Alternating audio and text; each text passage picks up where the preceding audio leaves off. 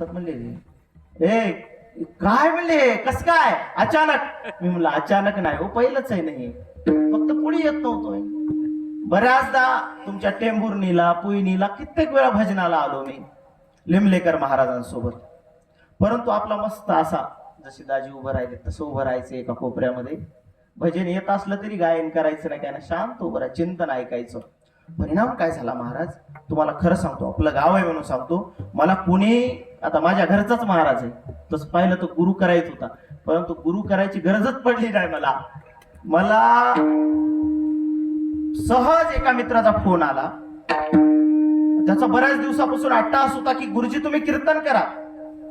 मी एखादा त्यांनी अभंग घेतलेला असेल तर माझ्यासोबत चर्चा करायची, काय सांगितलं पाहिजे अभंग. मी सांगायचो, मग त्यांना घंटा बोलायचो आम्ही दोघ जण एकमेकांना.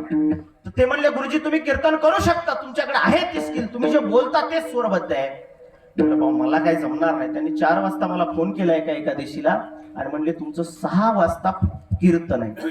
बरं माझ्याकडं नको धोतर, माझ्याकडं नको शर्ट. मी गेलो पॅन्ट शर्टवर, त्यानं धोतर घेऊन आला, फेटा घेऊन आला. तिथं मला त्यानं धोतर नेसवलं. फेटा तर नुसतं फेटा अर्ध्यातून सुटला, टप्परच बांधलं शेवटी असं.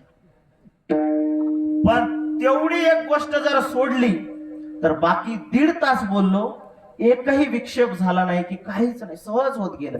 गुरुजींच्या पायावर डोकं ठेवलं, रंगनाथ गुरुजींच्या.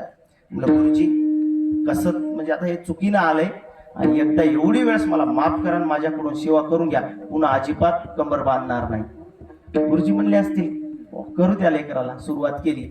तसा महाराज आहे, कुठे शिकलेला नाही काही नाही, त्याच्यामुळे थोडं स्वरामध्ये होत असेल कमी जास्त, कारण भजन्यांनी भजन म्हणलं नाही.